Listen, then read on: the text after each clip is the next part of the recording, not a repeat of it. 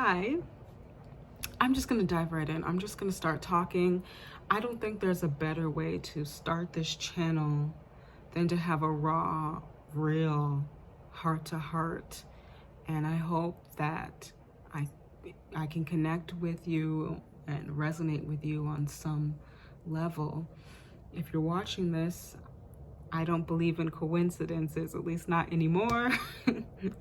And my goal is to connect with like-minded individuals and to have conversations surrounding the topic of synchronicity and spirituality, a wide array of topics, but my main focus and interest is synchronicity.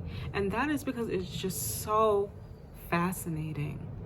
And if you've been consuming any sort of spiritual content, whether it's reading books, listening to podcasts, interviews, blogs, what have you, I'm sure you've come across the term synchronicity.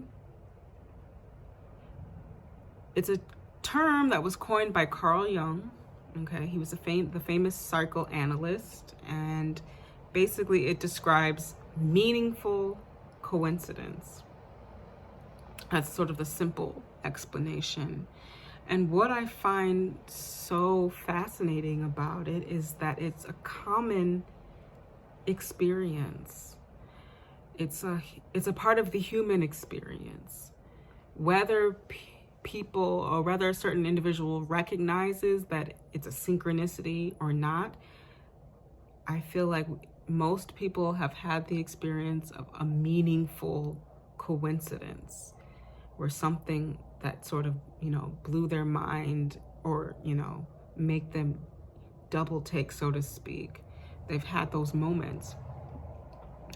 And for me, I feel like synchronicity has been one of the main vessels or vehicles in my spiritual journey that's connected, or giving me the experience of a connection between my inner self, my inner world, my mind, my emotions, and the outer world, the things that seemingly occur to me or around me. And, on all different levels, something as simple as, an angel number or seeing 1111, or, to even bigger, more beautiful things, more sort of seemingly mystical, magical experiences through synchronicity. And it's helped me tremendously on my spiritual journey. For me, I find meditation difficult. I know that it's not an excuse. I want to go down that path. I want to meditate more and, explore the inner world that way. But synchronicity has just been, so visceral. And oftentimes it immediately puts me in a state of awe, a state of gratitude, and a state of, connection or understanding between, myself and the world and my place in the world, and feeling like I belong, feeling like I'm on purpose, like I have a purpose.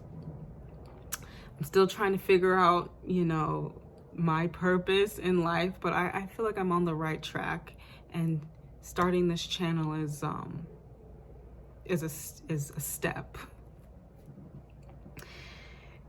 And that the concept of the inner world versus the outer world, I feel, is described by mysticism. I was listening to a podcast, The Higher Side Chats by Greg Carlwood. It's my favorite podcast. And he was interviewing Chris Knowles. And Chris Knowles is the author of the Secret Sun blog, which is a blog that is that explores synchromystism in pop culture. So he connects a lot of signs, symbols, events, times, and places in relationship to certain, events, certain movies,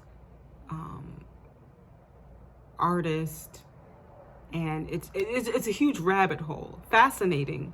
You should check out the Secret Sun blog if you're willing to go down that sort of rabbit hole and have your mind blown. But at one point in the interview, he mentioned mysticism and sort of defined mysticism, and that was it was really interesting to me, because I was aware of what mysticism is, or the term, mysticism in relationship to, magic and spirituality. But when he described mysticism, it was the first time I had a concrete sort of definition of what it was. Basically, what mysticism is, if you Google the definition, it's becoming one with God, or finding spiritual truth, or the ultimate reality, and how that can be, and how the ultimate reality, the ultimate truth, can be obtained through subjective experience, like insight or intuition. Or another way you can put it is sort of the apprehension of spiritual knowledge that is normally inaccessible by the intellect. And that knowledge can be obtained through contemplation, self-surrender. I find that fascinating, because synchronicity is the ultimate mysticism, and it's a way that you can connect with something that is true for you. We hear this all the time, how truth is subjective, or, speak your truth, find your truth. And I feel like paying attention to the synchronicities and having that connection between your own inner self, your inner world, your mind, and something that appears to you or is projected outwards, if you will, in your outer reality, whether it's seeing a certain number, a song plays at a certain important time, running into a colleague that you haven't seen in a long time, or a childhood friend calls you out of nowhere when you were thinking about them. All these experiences that could be described as synchronicity is the ultimate contemplation, the ultimate self-surrender, when you pay attention and acknowledge what it is. So I want to explore synchromystism and just have conversations about it, talk about my experiences with it, and collect data or anecdotal evidence of synchronicity. I want to, I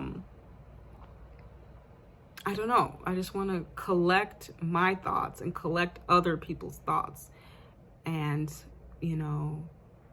explore synchronicity in its different forms, and how others experience it and how I experience it. And I'll be talking about that more in future videos. But if you're listening to this, know that it's not a coincidence. It's a synchronicity, and we're meant to connect somehow. That's what I love about the digital age. It's also, speaking of the digital age, digital devices and technology has been, such a pivotal part of my spiritual experience as it relates to synchronicity. There's just so much to talk about. I have so many ideas, so many things I want to explore. And if you're interested in synchronicity and related topics, then I would love to connect with you. And that's all I'm going to say for now. Yeah, wow. It's just so profound, this life that we live, this world that we're in. And it's a gift, it's a blessing. And when you open your eyes to synchronicity, they'll never be closed again. And you'll find magic in every day. You get to experience a little bit of your own magic. And that's what I love about it. So until next time, take care of yourselves and keep your eyes open.